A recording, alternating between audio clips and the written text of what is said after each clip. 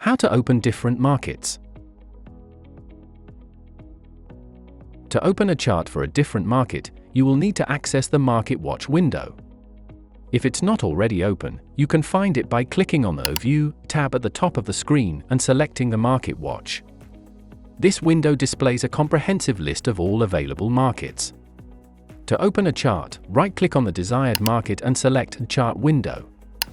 If the market you are looking for isn't listed, you may need to add it manually by right-clicking in the Market Watch window and selecting Symbols. This will open a window where you can browse through different market categories and choose which markets to show or hide.